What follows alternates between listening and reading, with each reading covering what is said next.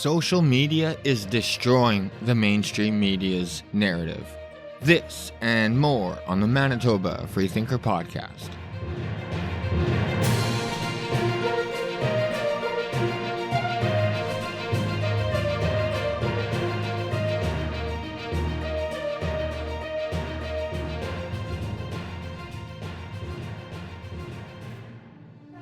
Welcome back to another show, ladies and gentlemen. I hope you're having a wonderful day as always. Real fast, I want to give a quick shout out to all the Manitobans who shared my last episode on Facebook and Twitter and just word of mouth. Much love. I truly appreciate it. Thank you so much. It really does help. So thank you, Manitoba. Quick question though, do you feel it in the air? And I don't know how else to explain it, but do you feel optimism or happiness or just pride? I don't know, but it reminds me of Winnipeg when we were having the whiteouts during the Winnipeg Jets playoff runs, and everyone was just more happy and in a good mood and more patriotic. I could tell you I feel it after Maxime Bernier's Mad Max Tour Part 2. The PPC numbers are growing, and I feel like he is just giving Manitobans and Canadians as a whole some hope, something that we really need. There's actually a party out there fighting for Canadians and fighting for our rights and freedoms, something so easily taken for granted with the other parties, and this has been demonstrated on the federal level with Justin Trudeau and the Liberals, and on the provincial level with Brian Pallister and the PC party. So I think, like I said, the PPC party is giving Manitobans hope and something to look forward to. But either way, Manitoba, let me know in the comments below, do you guys feel it? Do you feel a change coming? And I mean a positive change, hopefully. But either way, Manitoba, let me know in the comments below. All right, Manitoba, like I said, Maxime Bernier and the PPC party completed their Manitoba tour on Monday as the debates continued on the federal level without him.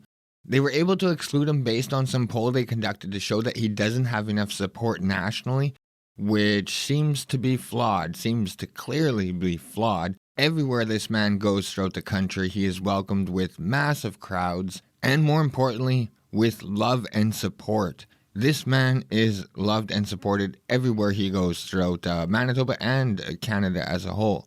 Meanwhile, everywhere Trudeau goes, he gets heckled, and he gets cursed at, and he gets speaking engagements constantly cancelled due to the hate that the people have for him. And even Justin Trudeau's latest speaking engagement, as he was getting on the bus leaving, someone actually threw gravel at him. I mean, the people hate this man. And on top of it, the Green Party is up there on the debate stage, but not the PPC. Fuck off, man. It takes a 2-second search on social media to see that the turnouts and the support the PPC getting is huge. You know, the talking point of splitting the vote is a thing of the past. PPC voters seem to have their mind made up. This is a one-issue election, and that issue is freedom, and that is it. Maxime Bernier is clearly the only option. The Liberals and the NDP are one and the same, and flip-flop Aaron O'Toole is chasing the far-left votes again in typical PC fashion. That's exactly what Pallister kept doing to his detriment. He gave up on his conservative values and betrayed his voter base, and he ended up making everyone in Manitoba hate him, forcing him to leave office 2 years early. O'Toole and the federal PCs are no different. They are doing the exact same thing. They are chasing the left votes, and they are betraying their voter base. It's actually sickening to listen to all the phoned-in bullshit promises all the leaders are promising to deliver if elected. It's fucking ridiculous. And this is not just a PPC podcast, but once again, I have to point out that Bernier is the only leader with enough respect not to lie to Canadians and promise anything upon election. It's a breath of fresh air.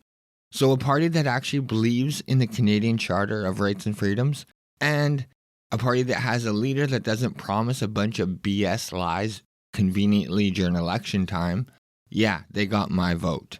And I'm not delusional. I don't think that they're going to win, but I will vote for the party that shares my values. I think this election is a very important election. to send a clear message to the PC party on how they failed their constituents and on how they just betrayed their voter base. And I know I should never say never, but I will never vote PC again on the federal level now that there are other options. Provincially, we're not so lucky. Here in the province of Manitoba, it's either vote PC or vote for disaster. And by that I mean NDP or the Liberals. It would be a complete disaster if they got in power again.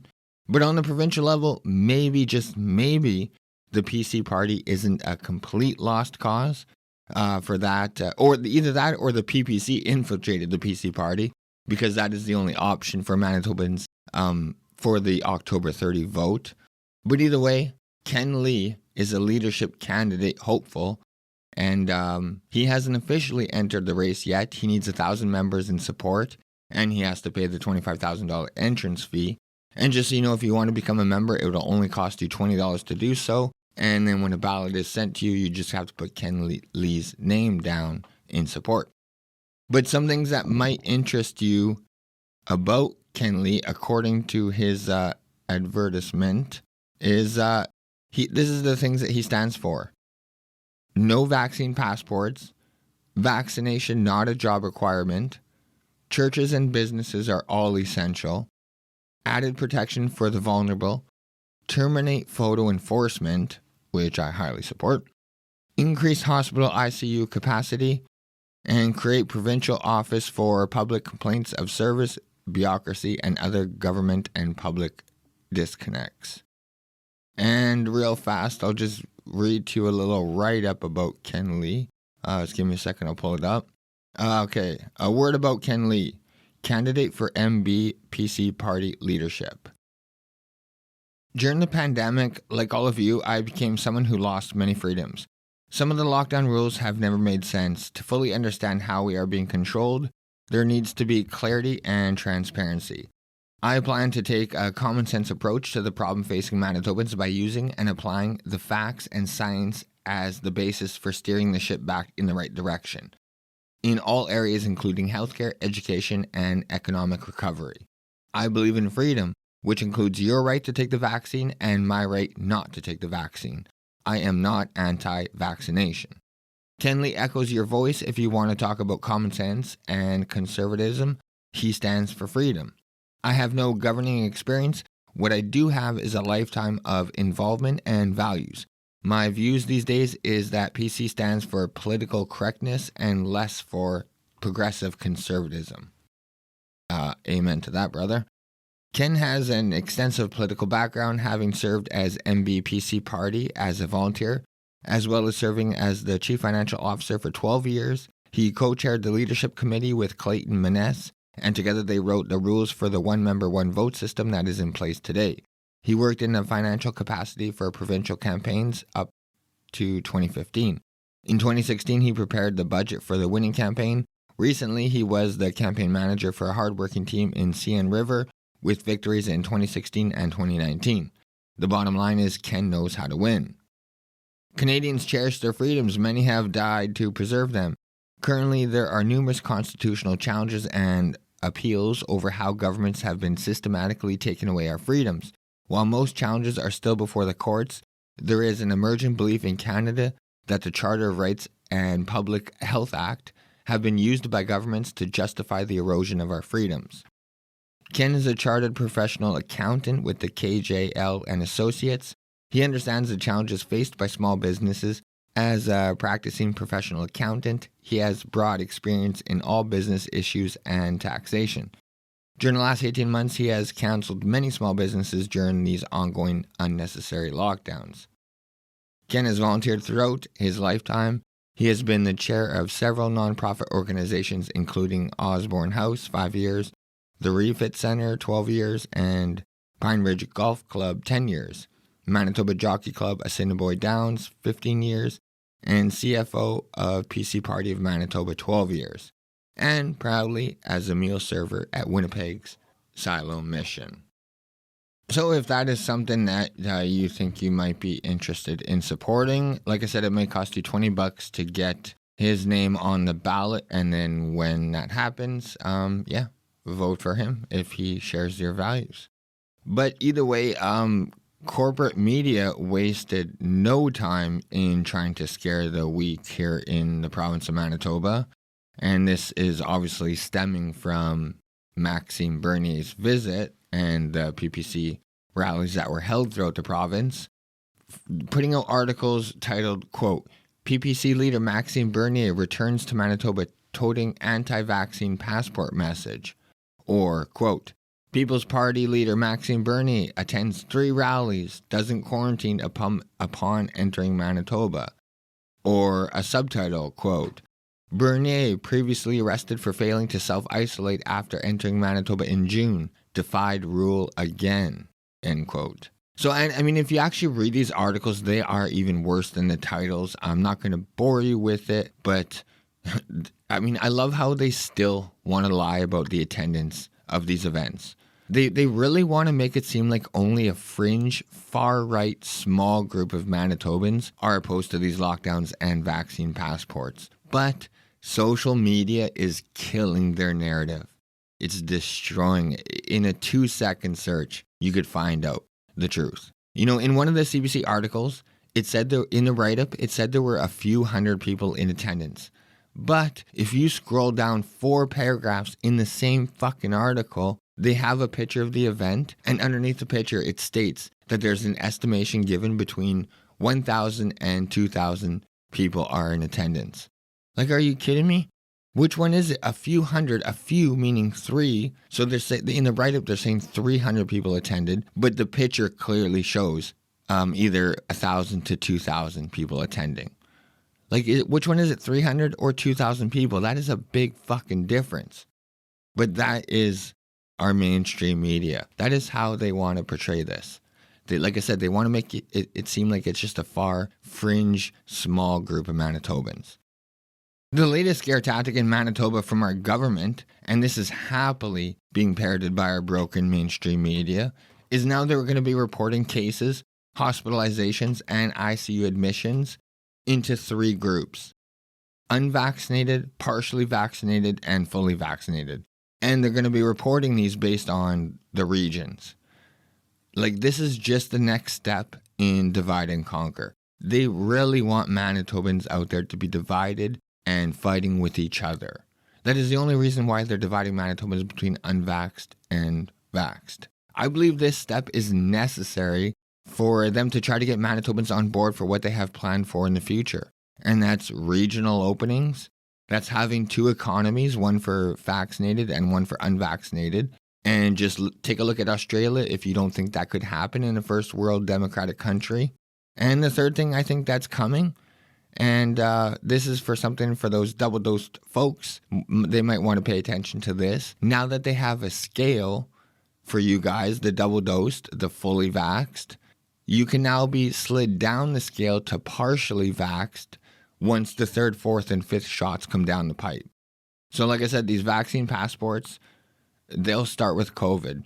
But, you know, who knows what else they have lined up for these passports. I'm going to put my tinfoil hat on now and just say it sounds like a preemptive move to get social credit scores here in Canada. I know it's a leap, but having 2 classes of Manitobans is a slippery slope, and we are going down that slippery slope here in the province. So, and this is how slimy Roussin and our government is, and everyone else who's in charge for that matter. Business owners right now in Manitoba are being told that they will be held liable if they refuse Manitobans any services based on vaccination status or any other medical procedure. Okay, so business owners right now are calling the Human Rights Commission, and they're being told that they are liable despite the government orders. And at the same time, the Human Rights Commission is coming out saying that vaccination status is not a human rights concern because it's a choice. Like, it is unfucking real. They are purposely being deceitful. I've said it before. The government doesn't look at you like you like your business is essential. They don't care if you can't find, they don't care if you can't survive. They don't care if you can't pay for your employees. They don't care if you can't even find employees. And they won't care if your business is saddled with discrimination lawsuits because of unconstitutional orders that the government laid out. They do not care and won't care. I mean, this whole thing is a joke. That's why I have so much mad respect for the businesses that have the opportunity to open but are refusing to because they don't want to do the government segregation for them. And either they're doing that by either just not opening up or just by refusing to ask for the vaccine passport. Mad respect to those businesses that are doing that. You know, it's going around on social media. What are they calling it? United non-compliance. And yeah, I think that is really the only way that this is going to actually change. If Manitobans as a whole, like Manitobans are doing, I mean, you should see these rallies. They're growing in size and they will only continue to grow. So, but like I said, united non-compliance seems to be the only way out of this situation. And Manitoba, I want to end off by saying just a quick reminder that this is not incompetence, okay? Even though the people that are in charge are incompetent, this was done on purpose. Step by step, divide and conquer, the two-class system, the lies, the lack of clarity, continuously moving the goalposts, continuously saying one thing and then flip-flopping the very next week. All of it done on purpose. Okay, Manitoba, the infighting between Manitobans, all done on purpose. Okay, Manitoba, vote accordingly come September 20th and come October 30th. We have an opportunity to make some big changes here in Manitoba and in Canada. So like I said, vote accordingly. But Manitoba, that is going to do it for today's show. Thank you so much for tuning into another show. I really do appreciate it. Like, share, subscribe, do all that good stuff that helps out the show. I can't stress enough. If you did enjoy it, share it. It truly does help. So thank you so much. You can follow me on Twitter at mbfreethinker. Email is mbfreethinker@gmail.com. Facebook is Manitoba Freethinker. Same with YouTube. But I don't usually upload all the episodes to YouTube. I'm on most podcast platforms, but if you can't find me, go to my website at mbfreethinker.wordpress.com and you can get the links to all my latest episodes there. I love you guys so much, and I will catch you guys in a couple days. Bye.